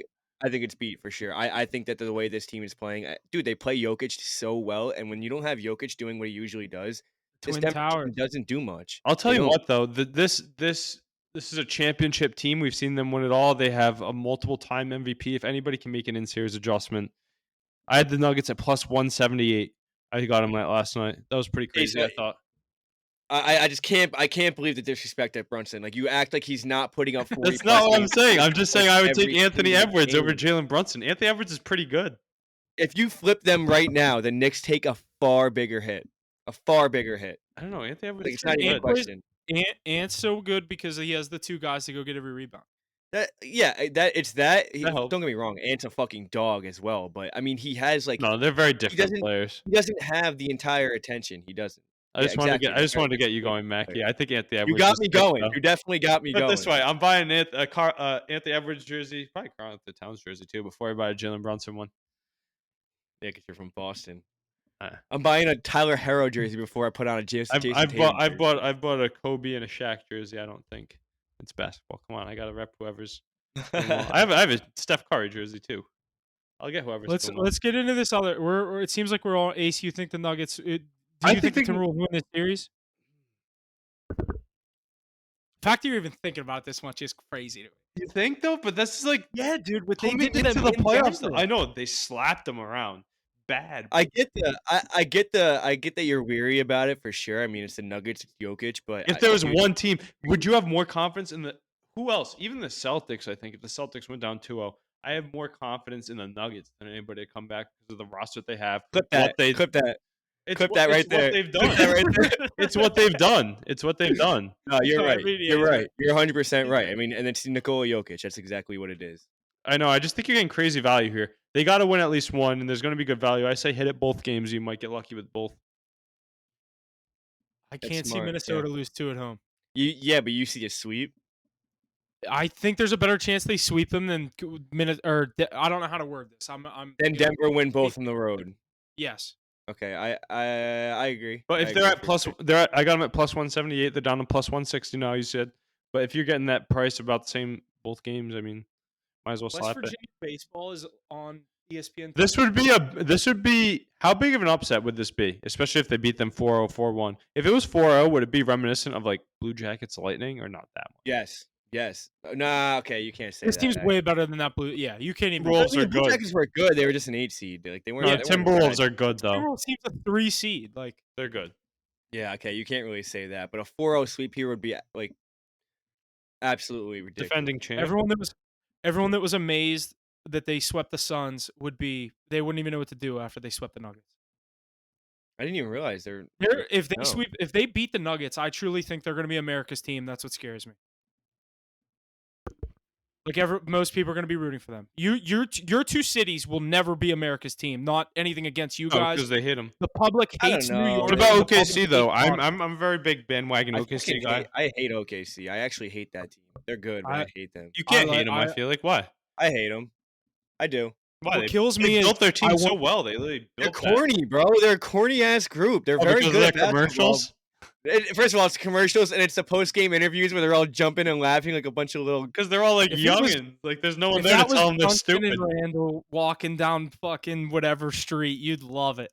What'd you say? I said if that was Brunson and Julius Yeah. Randall, you'd love that commercial. He's thinking about it. It didn't even annoy me until like dude. It's like every single commercial break you got to listen to these two idiots Terrible sing. Like, commercial too. Yeah. it's just it was so repetitive. It I got like. to the point where- Obviously, this is what kills me is you Shy's guys know also I a free obviously- throw merchant. They're the I like most a lot of more overlooked teams in the West. overlooked team in the NBA. Is They're the most overlooked 1 seed ever. Ever, for sure. It's because they're so young. Their core is I don't even know how old. What's 22, SGA? average 22 years old. What's how old is SGA? Is he 25? 25. Chet 23. no. I wouldn't even say 23. I think he's like 20. 21. He's not 20. He's at least 21. He Dude, played he was 1 a year in rookie college, last right? year. He would have been a rookie last year. I think he's Who are 20. we talking about? Chet Holmgren. Look up how old he is. I think he's 20. I don't know. But my Jalen point Williams is, is like what 20, I was gonna is he say. 20 as well. Like What I was 22. gonna. Oh. Yeah, that's what I thought. He's same age as Edwards. When He just turned 22, like 7 days ago. Oh, okay, so yeah, Anthony still Edwards young, turns though. 23 this year. What kills me is I'm obviously rooting for this Timberwolves team. I do like this Thunder team. I'd much rather see Minnesota win if we do get that series. But my other favorite player is Luka, so I'm rooting for Dallas in that series. But I think it's too much for them to handle. I think OKC is the better team. who do you think's Let's a better put him in that matchup for the Timberwolves? It's for them to lose or for them to win. For them to win, obviously. Thunder. You'd rather see the Thunder as a Yeah. Timberwolves fan. Yeah. no, you wouldn't. Chet would get No, worked no, I think by the big guys. I think the Yeah, I think the Thunder are gonna wipe the series with the Mavs. I don't even think it's a chance. I think Luka would cause more problems for that Timberwolves team. Maybe, but And Kyrie. I don't think there's any way they get past it. Mike Conley's going to guard Kyrie Irving. Yeah, I just don't think that there's any way that the Mavs get past the Thunder though. I think that's a quick series. I agree. I think these wouldn't could both could be overreact to four- I say think these both could be. I think OKC will win that series in 6 games. They're on a 5-game heater right now in the playoffs. Yeah, I think they're going to lose again. Game 2. I like Dallas to possibly even that thing up at home. Dallas is so good on their home court. We'll see though, but their bigs aren't anything. Chet Holmgren has his way in that series. Yeah. And they're so deep. The Mavs are not. I want to see Yeah, the Thunder. Mavs are so T-Wolves. top-heavy. That's what everyone wants to see. Thunder T-Wolves. Yeah, that's what I want The to young see. gun, watch the young guns go at it. Yeah. And then you got to listen to how we're going to hear it. We're going to see this for the next 10, 15 years, and then you're going to see one of them never get back there again. I'll tell you what though, the Celtics are licking their chops, seeing that the Timberwolves are bullying the Nuggets right now. I don't know about that. I don't know about that. No, they are for sure. That's like one of the kryptonites. You always see that everywhere. Is the Nuggets? Also, why do the Timberwolves have 4 days off? Yeah, I don't know. Because it What do you started think? so early. The series started so early. I think they want Jamal Murray to come back. Yeah, but the schedule was out before the. I know, but that's what I'm just saying as a Timberwolves fan. He should be suspended. He threw a fucking towel at a ref. Huff, Get a get 100K the fine. Anthony Edwards jersey or a T-shirt jersey for the next pod. Or You'll Big never see Ant me in an t-shirt. you'll Or a never big see me wear Anthony- an NBA basketball jersey Get, ever. get a I'll big the Ant Timberwolves, like, T-shirt. hoodie. Get a graphic hoodie. Ant Edwards. There's probably some sick ones. Oh, they definitely have some. Yeah, there's one that says like poster child on it, and he's like dunking on someone. It's actually That's great, really yeah, sick. Yeah, come on. Is it the John Collins dunk? Huff, get one. Next pod, No, no, got to no. see you in the Ant gear. I'd get the fresh, like old school, like the white jerseys that they wear. I don't like that they've been wearing these new ones. I like those old school ones that they always wear. Alrighty, you guys took care of the West there. Let's jump over to the East here. The New York Knicks secure a Game 1 victory over the Pacers at Madison Square Garden on Monday night. Knicks get 43 points, 6 rebounds, and 6 assists from Jalen Brunson in Game 1 to secure the win. Game 2 at Madison Square Garden here tonight. What are we thinking for the rest of this series? Yeah, I'm gonna.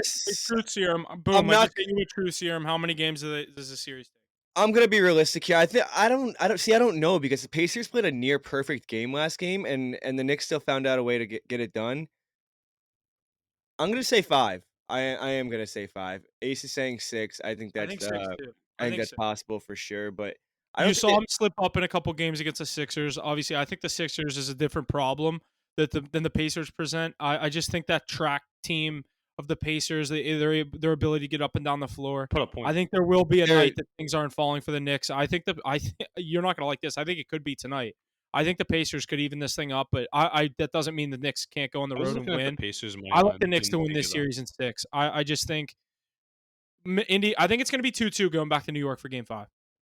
and then you think I don't know how it's going to come. I could Then see you think I could the see Knicks win 2-1. I overall. don't know. Yeah. I looked at that money line tonight, but I don't know. The Knicks, Basically, what you said about the Better Avalanche team. Stars series, I think it's going to go the exact same way. One thing that's screwing us with this series is that Anunoby is our guy to cover Siakam, and Siakam knows exactly how They to played beat him. together. They Yeah, played he's together- like, oh they played yeah, we together in won a ring Toronto. together. Yeah, they know he knows exactly how to beat him, and it's frustrating Anunoby. So we don't really have an answer for Siakam.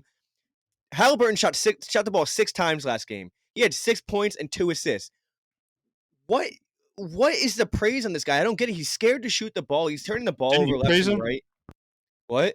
I might have No. praised him in the bubble, or not in the bubble, in the playing NCAA tournament. tournament. Yeah, that's That's exactly. literally but the fact that he still looked at it. I mean, dude, that was like 50 He games. like, The but fact that he also still like looked forces at it, assists. He fell Like, off in he's the like second a half. he's like a He's stat scared- pattern, like he's Russell scared to Westbrook. shoot the ball, and he's a liability to that team right now. He was literally a liability in game 1. He's the reason they lost that game. But what if They he have so finds many- it? He's not gonna find it. He hasn't found it for the last 50 games. Look at his numbers in No, the I last. agree. in the I last- agree. But end it's of the season. NBA. People can get streaky if he's truly a good player. Get a little streak going here in the playoffs.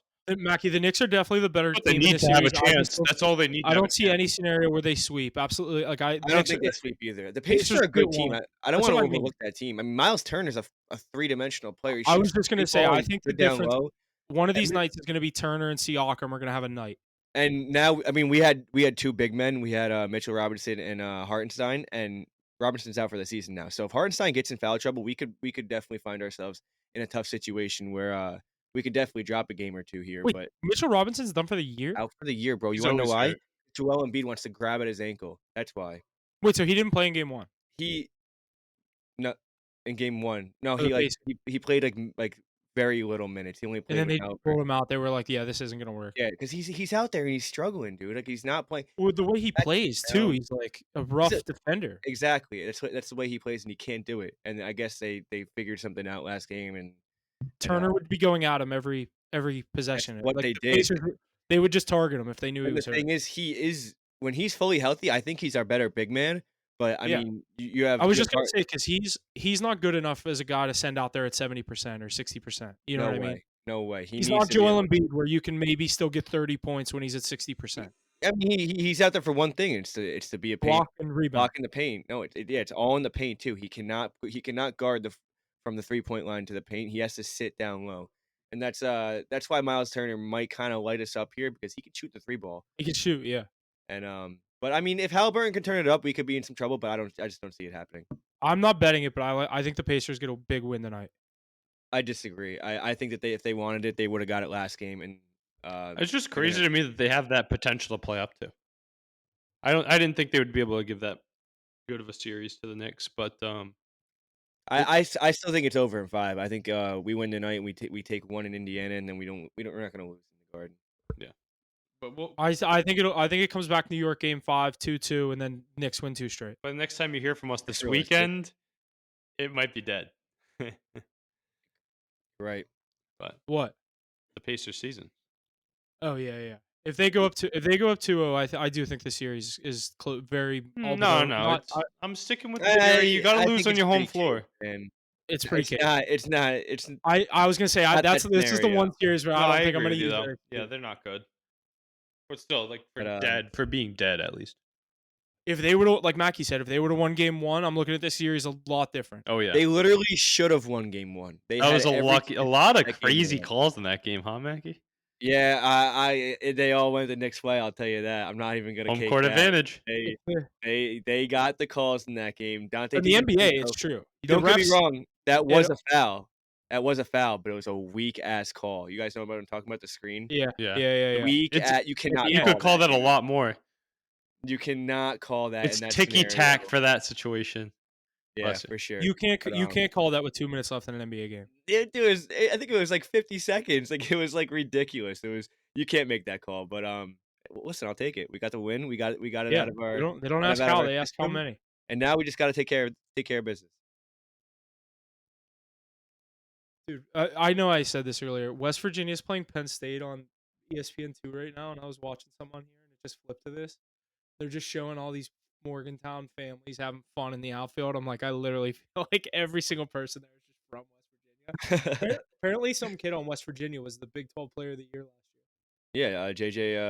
Yeah, you already, yep, something like that. He batted second, or he was second best batting average in college baseball last year. Yeah, you could have finished your first thought because he does bat second. That's correct. I They think just showed the lineup. I think he's projected like top 5 pick too. They said this pitcher for Penn State's a stud. He's 6'2", 195. Alrighty, let's jump into this last series here in the NBA. The Boston Celtics secure a Game 1 victory in dominating fashion, covering their 11.5-point spread and winning the game over the Cavs by a score of 120-95. Game 2 in Boston will be Thursday night. How long will this series last, and what do you think about the Cavs? Do you think they can win a game in this series? Who wants to get us rolling here? That one, maybe one. The only thing about the Celtics you have to talk about is, Chris Beck, Porzingis, how you doing? Are you healthy? Are you getting good for the ECF? Because it's the only thing that matters in Celtic land right now. Yeah, coming into this series, I didn't think it was going to be the same as last series, but I don't know. After game 1, I kind of think it's going to be the same. They got dragged through the mud by the Magic and didn't help out at all. The Cavs. Yeah, for sure. But there's really not much to say about this series. The superstars haven't even had to play. Mac, you sent me that clip of Josh Hart and Jason Tatum, but like, look at them. They don't even have. Jason Tatum's well rested. He's barely even playing. I mean, we haven't seen the Celtics backs against the wall yet, so we'll have to see how it goes. Jaylen Brown, big game last night though. Yeah. I said it earlier. I think the Celtics they'll just handle business here. They might slip one up like they did against the Heat, but it did not matter if they go to Orlando or Cleveland. This is Boston's series to lose, and it's max 5 games. Yeah, it's crazy. It's crazy. The double digits. And Cleveland's better than Miami. This Cleveland team's not bad. Mobley's been playing really good. They haven't had Jared Allen. Donovan Mitchell's obviously a stud in this league, but Garland. I just think this Celtics team they're really Too good. good, and I think they're not going to get a good matchup until Mackey's Knicks in the ECF. Yeah, agreed. I'm looking forward to it. Go Mets. Alrighty, let's hit these power rankings real quick before we get at the NBA. Number 5, the Denver Nuggets. Number 4, the New York Knicks. Number 3, the Oklahoma City Thunder. Number 2, the Minnesota Timberwolves.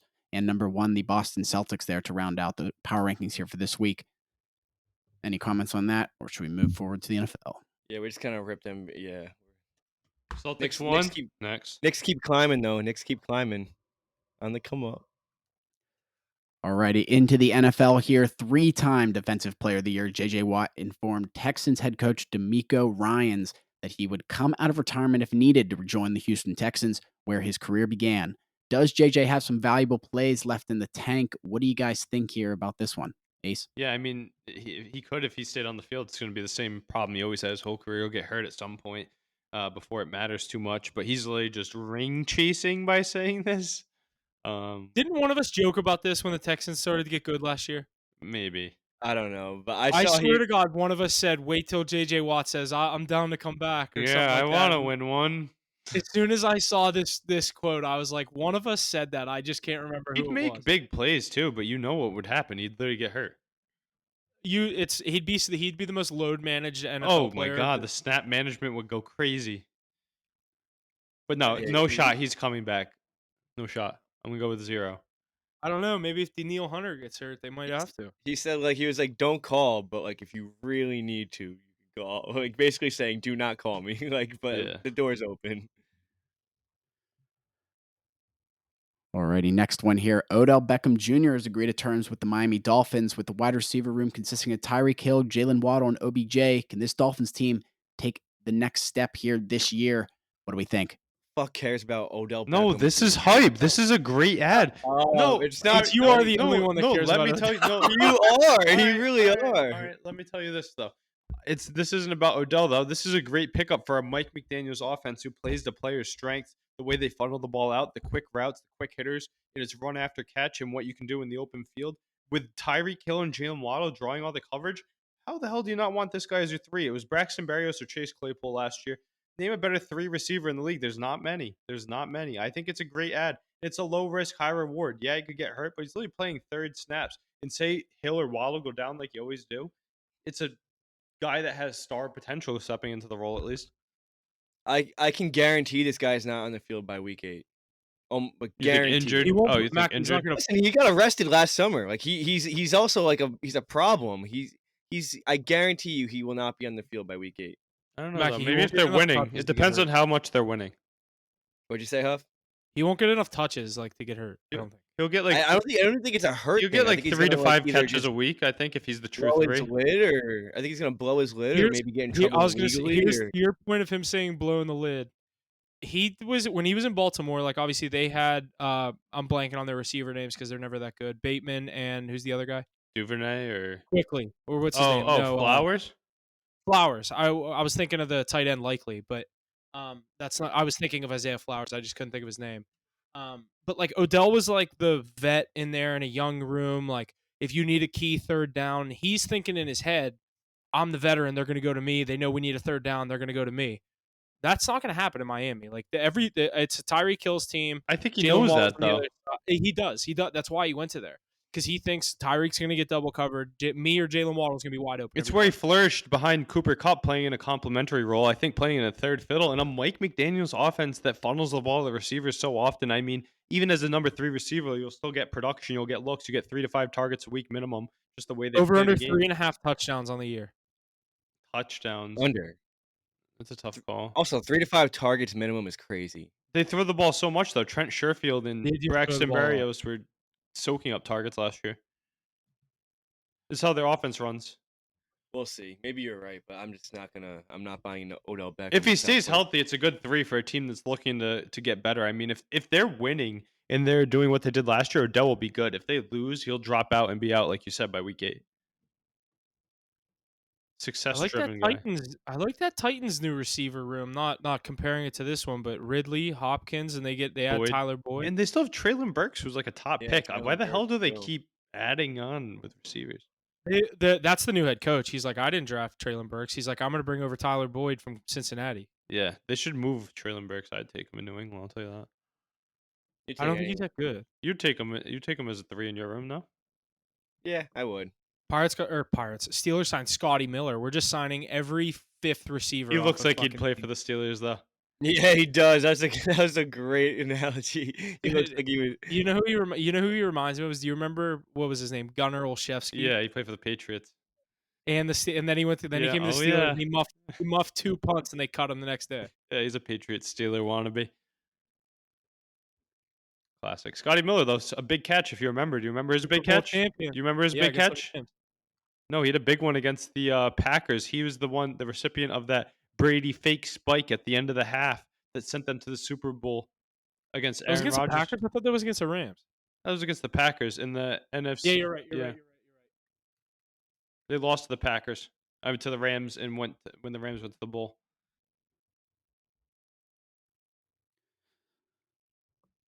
Alrighty, lots of good stuff out of the NFL into the MLB now. The Pittsburgh Pirates are calling up star prospects Paul Skeens, and the hard-throwing right-hander is expected to debut Saturday at PNC Park against the Chicago Cubs. Considered the best pitching talent in a generation, the 21-year-old Skeens will arrive in Pittsburgh after dominating AAA, allowing 3 earned runs in 27 1/3 innings, striking out 45 batters. Huff, we head into the game on Saturday. What do you think? Ticket prices are heading up, but what do you guys think about this one? What's heading Hey, up for the Slimmy. Pirates, though? What's the lowest ticket This. going for? Oh, you don't On even a wanna know. weeknight, it's like $8, but that's a Saturday night, so I'd say 26, but it's up to like 55. Whoa. Definitely break the Wow. definitely break the bank for that one.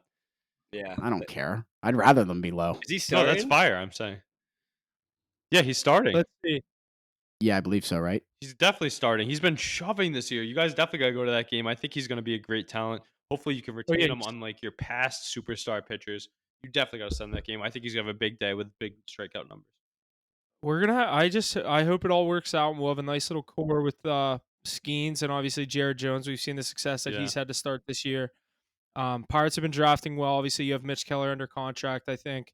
I don't know if he's a 1. But you know, Like if a he's your middle of the third guy in rotation your guy. room, yeah, I love to have him as a number 3. If Skeens can come up and just dominate the way he's been, I love Jared Jones. I'm excited to watch Skeens. I think obviously they just keep fucking losing games to bad teams. They just went on a stretch with the AL West and the NL West where I think they went like fucking 4-12. Like you can't do that. It's so Tough. Back to the I Skeens point real quick, though. You can buy a Skeens jersey and wear it to the game Saturday knowing you'll be able to wear it for years to come. I'm telling you that. till the Yankees won them in 2.5 years. That's all right, though. Buy it now before it even starts so you have it for the glory days. the glory days. I'm telling you, that would be a good one. There'll be a few people at the game already with one. It's going to last for a while. I think he's going to be great. No, we don't, Jesse. Yeah, it's the list Mackey sent. I agreed, and that basically. Oh yeah, we do. Never mind. I'm bugging. Let me look again. Sorry. It's right here. It's in the real I just group didn't chat, make the not the graph. pick. That's why. My bad. Yeah. All right, cool. I can read that. Alrighty, let's hit these power rankings here in the MLB. Coming in at number 5, we have the New York Yankees. Number 4, the Atlanta Braves. Number 3, the Baltimore Orioles. Number 2, the LA Dodgers. And number 1, the Philadelphia Phillies to finish out our power rankings here for this week. What are we thinking coming into this week here, Ace? Yeah, I mean, there's a lot going on in the MLB here. It's great to see the Dodgers jumping back up. I could have had them at number 1. Yeah, they're playing the Miami Marlins, which really helps you get you right back on the track. But even before that, they've been doing their thing. Best offense in the league. Shohei Ohtani taking over the lead of home runs. He's got everything going up there. He's the best player in the league. But beyond that, the Phillies doing their thing, continuously winning, continuously hitting. I know they dropped one today, I believe, but they've been doing their thing. Hit around Barrios yesterday, which was crazy to see. Bryce Harper leading the way. I know Trey Turner's on the IL, but they got that streak still rolling. Baltimore Orioles ahead of the Yankees here. It's because the Yankees have been dropping a few. I think the Braves are going to jump back up. They got less games played than a lot of them. They need Acuna Jr. to jump back on the scene, but there's a lot of teams we really could have put in here. Guardians still playing good baseball. Found out a way to win today on this day baseball. So we're going to keep a good eye on it, but there's a lot of good things happening. A lot of guys coming back from the IL, which is great to see too. We saw Verlander come back. I know Pivetta came back, Luzardo, a bunch of other big names. Walker Buehler made his highly anticipated debut for the Los Angeles Dodgers. So there's a lot going on. A lot of young guys coming up too. So I know we're entrenched in the playoff realm right now, but baseball's kicking off long, and we got these live streams going where we're giving you some daily picks, getting a lot of plays out. I know I've been enjoying it. Tomorrow's a nice Thursday when you're listening. Get a lot of day baseball. So Mackey's Mets turning around too. A lot of different ways you can look at it right now, but a lot to follow around the league, keep you entertained during the day. Dude, West Virginia is up 7-0 in the bottom of the first inning, and Penn State hasn't even gotten an out yet. It's fucking college baseball, man. West Virginia just hit a grand slam, and they haven't even gotten an out yet. Alrighty, Ace. Anything else in the MLB? No, I mean, tune into the podcast Sunday. We'll dive into the games deeper. But yeah, as the season heats up, we'll get more for you. Alrighty, we had the Kentucky Derby here this last week with 18-1 odds and jockey Brian Hernandez Jr. aboard. Mystic Dan held off late charges from Sierra Leone and Forever Young to emerge victorious in a photo finish. The Kentucky Derby's first involving 3 horses since 1947 by a nose.